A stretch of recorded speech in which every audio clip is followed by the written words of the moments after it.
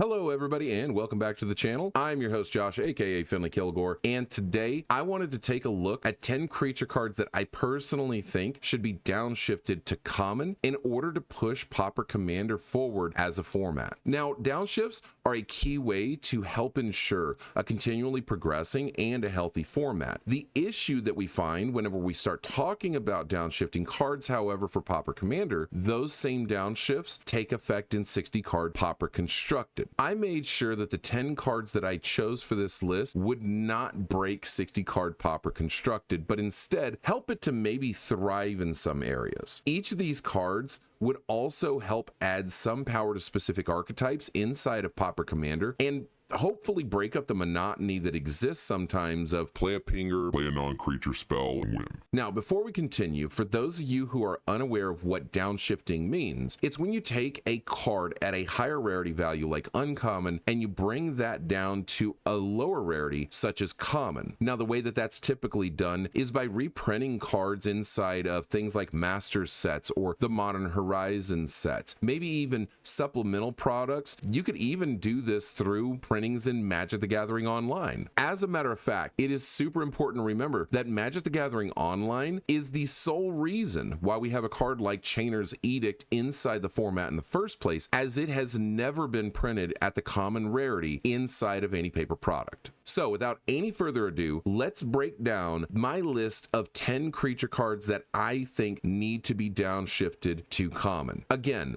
this is just my opinion. It doesn't mean you have to agree with it. You may have cards that you think should get downshifted, and by all means, hit the comments section down below and let me know what cards you think should get downshifted. Goblin Crater-Maker is a 2-mana 2/2 Goblin Warrior in mono red that was first printed in the Guilds of Ravnica set. You can pay 1 mana and sacrifice him to do one of two things. Either you can deal 2 damage to target creature, or you can destroy target colorless non-land permanent. At the time it was first printed, Goblin Crater-Maker was an answer to a significant problem with a couple of cards in Standard. The option to either essentially shock out a creature or get rid of a pesky artifact or a large colorless problem is something we could use in Pauper. Ulamog's Crusher is a specifically large and nasty creature, along with cards like Warped Tusker and Wretched Griff that see play in a lot of big creature decks, and Crater-Maker is an excellent answer to those. If you don't face off against these massive menaces, you can easily find plenty of creatures and commanders in the format that are only 2 toughness. Furthermore, the strategy of blocking something out with Crater-Maker, then sacrificing him in order to deal damage or destroy something else can help to prevent damage that's coming your way. Spells and creatures with options on them are always a great way to stretch the viability of your card pool, and Crater-Maker absolutely a primary example of that. Wall of Omens is a 2-mana 0/4 wall with Defender that draws you a card when it enters the battlefield. Now, this card saw its first printing 15 years ago in Rise of the Eldrazi, and despite a whopping 17 reprints across multiple sets, supplemental products, secret layers, F&M promos, and bonus sheets, it has never had a common reprinting. A 0/4 Defender is a really strong way to stunt aggressive decks that are trying to get in for any form of damage. And drawing a card on ETB trigger is something that can easily be abused inside of 60 card Pauper Constructed with commons like Ephemerate and Cloud Shift. Nonetheless, there is an argument to be made that Wall of Omens could help to diversify the formats of 60 card Constructed and Pauper Commander as well. And the number of decks that could greatly benefit from a 2-drop card draw in white is significant. Abdel Black and Abdel Blue would automatically lock this card into the 98. Other decks that run white could make this an auto include strictly because of the card draw in white, a color notorious for being low on card draw spell availability. It's been long enough, it's time to release the Wall of Omens. Next on the list, we have Vindictive Vampire. Originally printed in Ravnica Allegiance, this is a 4-mana 2/3 mono black vampire that works as a Blood Artist style creature. Whenever another creature that you control dies, Vindictive Vampire deals 1 damage to each opponent and you gain 1 life. Inside the Pauper formats, there is only one true Blood Artist style effect that exists, and that is Falkenrath Noble. While there are other cards that have similar effects, like Mirkwood Bats and Nadir's Nightblade, they only care about tokens. In Aristocrat strategies, having access to Blood Artist style drained effects is key in dealing damage to supplement your other effects from sacrificing your creatures. When I looked through the list of different Blood Artist cards that could come to the format, I obviously told myself, you want Zulaport Cutthroat, Cruel Celebrant, Vengeful Blood Witch, Blood Artist itself, or any of the other 2-mana options that are out there. However, I think Vindictive Vampire is the right pick. Why, you may ask? Given that Falkenrath Noble and Vindictive Vampire are both 4-mana creatures, it means you can only tutor up one or the other with your Dimir House cards. 4 mana is also a hefty price for this particular type of effect, and given the ease to which you can create an infinite loot combo with these drain styled effects, bringing in something at 2 mana could be way too fast for how young the Pauper Commander format is. I believe that Vindictive Vampire would give us the necessary redundancy for Aristocrat decks in Pauper Commander to have some smoother gameplay.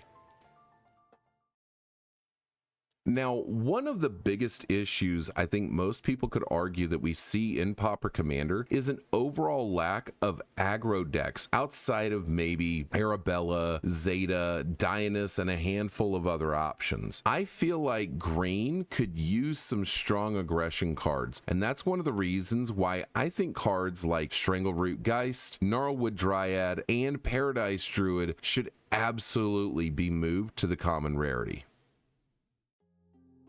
Yes, Paradise Druid is a mana dork, but it is an aggressively statted mana dork, being that it's a 2-mana, 2/1 elf druid in mono green. However, having hexproof as long as it's untapped gives it protection for when it's not being aggressive. That protective layer of hexproof can help Gruul and Simic decks play out much bigger creatures in a much safer way, but it can also help low to the ground aggro decks to have aggressive options across all of their cards, mana dorks included. Yes, it is extra power in Dionysus and Dwynen, but I think that is a small price to pay to get aggressive mana ramp options. Moving over to the real aggro stars, we've got Strangleroot Geist. This is a 2-mana, 2/1 mono green spirit with haste and the undying mechanic. This allows the creature to return to the battlefield if it had no +1/+1 counters on it when it died, and it gets a +1/+1 counter when it comes back, making it a 3/2. The mixture of haste and making it a larger creature on death is a great combination. When it was first printed in Dark Ascension, Strangleroot Geist was a powerhouse inside the Kessig Wolfrun deck in Standard. It even found its way into Modern for a short time in various Gruul and Jund deck lists. Now, despite all of this, it's only ever been printed 3 times. Its original printing in Dark Ascension, and then there's a couple of promo printings as well as list reprintings also.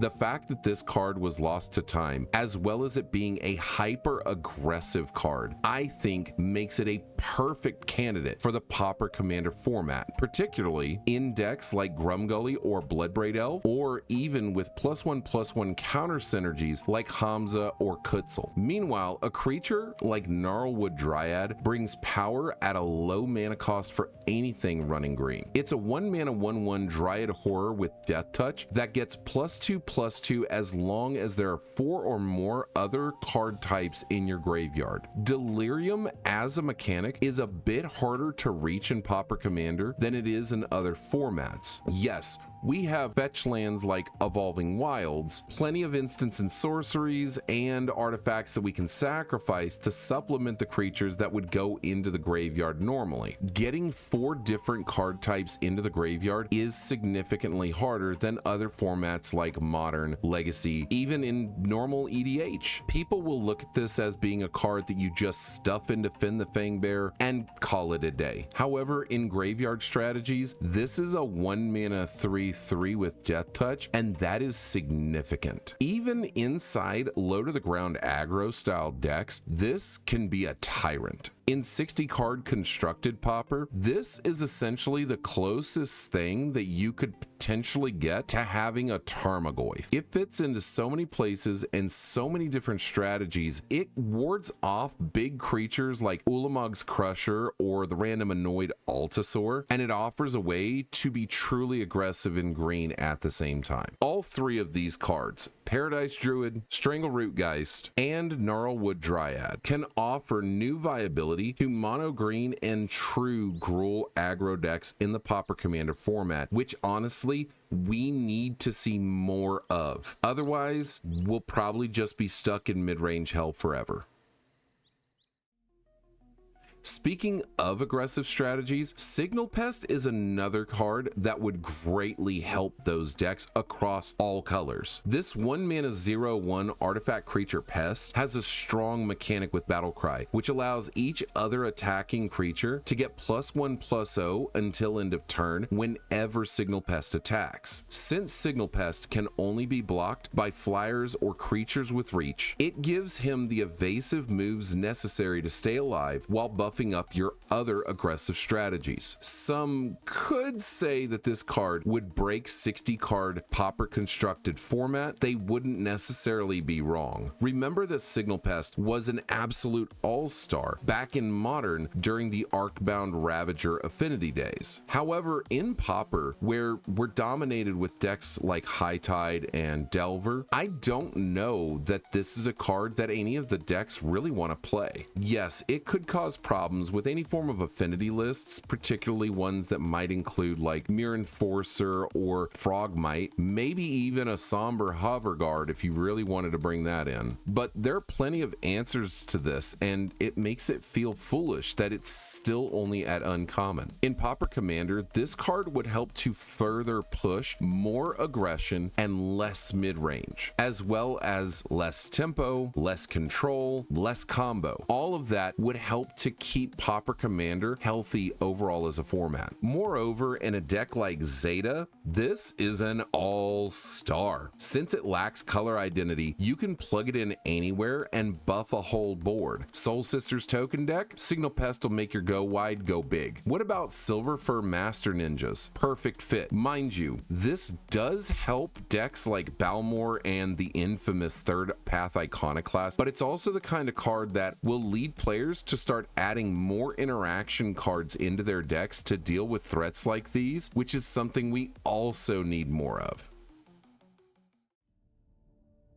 Circling Vultures seems like it might be an odd pick for this list, particularly because it's not a card that anyone really talks about or likely remembers. Released back in the Weatherlight set in 1997, making this the oldest card that is on the list. It's a 1 mana 3/2 mono black bird with flying. You can discard this at any time at instant speed, and during your upkeep you have to sacrifice it unless you exile the top creature card in your graveyard. We already use 1 mana aggressive creatures in multiple different decks like Kitchen Imp inside of the Madness deck, or even creatures that can become 1 mana creatures like Bone Picker. Circling Vultures offers a new level of strategy to this, balancing out a beautifully crafted amount of flavor in its mechanic while also remaining viable for many different deck archetypes. Could I see this running amok inside of 60 card constructed? No, not really by a long shot. In Pauper Commander, however, you can bring this back with Unearth. You can discard it at any time to help out commanders like Green Goblin Revenant with its attack trigger. You can sacrifice it during your upkeep if you no longer need it, and you can use it as sacrifice fodder if necessary to something like a Carrion Feeder or maybe a Viscera Seer. Exiling the top creature card of your graveyard can be stiff, but that's the point. This is a solid creature that has a major condition to stay in play. I think it helps aggressive strategies, I think it helps graveyard strategies, and I think it helps discard strategies all alike. Since it's only ever had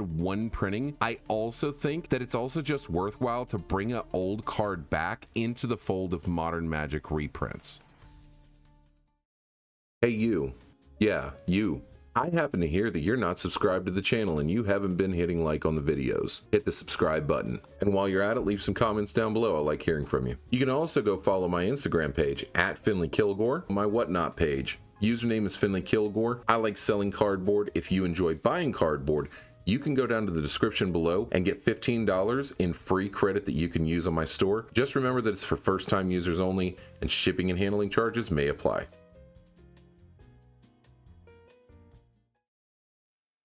Now is the moment where we talk about the two cards that I feel most people want to see downshifted. It shouldn't take a large leap to know which two cards I'm about to talk about, but in case you don't know, let's see if you end up agreeing with me on these. Dryad Militant is a 1-mana hybrid Celestia 2/1 Dryad Soldier that people have been clamoring to see in Pauper formats for years. When I did research for this video to find out more about what cards other people wanted to see downshifted, it was easily one of the top two, and that's for good reason. While Dryad Militant is on the battlefield, any instant or sorcery cards that are put into the graveyard from anywhere get exiled instead. This is huge for 60 card constructed, obviously, as it hoses Tolarian Terror style cards, as well as other powerful cards like High Tide, which you want to try and recast from the graveyard or get back with other cards, Faithless Looting, which utilizes flashback, and any other instance or sorceries that can be brought back from or utilized while in the graveyard. In Pauper Commander, however, it goes even further than that. You'll be able to hose the possible options of cards to delve out a Gurmag Angler with. You can also stop anyone looking to create an infinite mana loop with Archaeomancer and Ghostly Flicker. This also turns off the powerful side of cards like Deep Analysis, which cares more about being cast from flashback than it does from hand. All in all, Dryad Militant is an answer to a lot of problems that can arise in both 60 card constructed and the Pauper Commander format. Sure, we have cards like Tormod's Crypt, Honored Heirloom, and other graveyard hate options, and those work fine. However, Dryad Militant being a static ability on the board helps to create bad spellcasting scenarios for your opponents while giving you the advantage to maybe develop a better board state. Also, on a personal note, I'm always a fan of downshifting cards that have some form of a full art promo printing, and this has a great one, as does Strangleroot Geist. So if Dryad Militant has already gotten listed off, then what could the last pick possibly be? Well,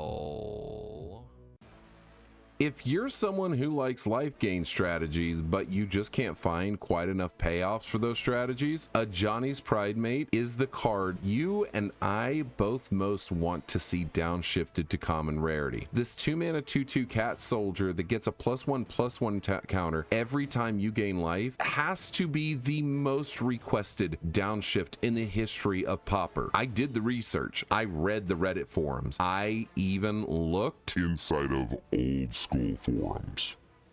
Yeah, you guys really want this card downshifted. Now, it should be obvious why it hasn't happened yet. Soul Warden, Soul's Attendant, Lunarch Veteran, Dazzling Angel, Hinterland Sanctifier, Impassioned Order, Soul Sisters. Means you have the potential to make a very big creature with very few ways to deal with it. Or is that really the case? We already have Celestial Unicorn in the format, and it is yet to be abused. We can say the same thing about Waxwayne Divine Witness, although that's a temporary effect rather than counters being added to the creature. Now, does this mean that Ajani's Pridemate would be okay to be downshifted into Pauper? Personally, I think the answer is yes. Bringing Ajani's Pridemate into Pauper formats would offer an additional layer to life gain decks that they have desperately needed without having to just be a tokens strategy. The idea that this card is still at uncommon 14 years and 13 printings later after it first showed up is kind of insane. I feel as though we have moved far harder in the Power creep design of cards in the common rarity over just the last 3 or 4 sets of Magic that, Watsy, it's time. Make Ajani's Pridemate common. Now, you'll notice that I didn't really include any blue cards on this list. That's for a good reason. As it stands, blue is the most powerful and oppressive color in the Pauper formats. Every time I looked at a blue card that I thought maybe you could downshift that, I found myself asking, that just seems like a terrible idea because it's just going to improve decks that are already near the top of the meta. Therefore, I just decided against including any blue cards. In conclusion, I feel like these cards are able to help bolster and strengthen the Pauper format while pushing forward more diverse archetypes to continue allowing Pauper Commander to grow. However, these creatures themselves can't do it alone. I will have another video coming in the near future where I will talk about 10 non-creature spells that I think can help to diversify the Pauper Commander format if they were to be downshifted. I hope that you've enjoyed this video and found it to be educational, and let me know in the comments down below what cards you think should get downshifted and brought into the Pauper Commander format. Remember that there are no wrong answers to this, as it's just all opinions and we're all allowed to have those. Thank you so much for your time. My name is Josh, aka finleekilgore. Make sure you subscribe to the channel, hit like on the videos because it does help out a lot. You can check out my socials down in the description below, and I will see you all in the next video.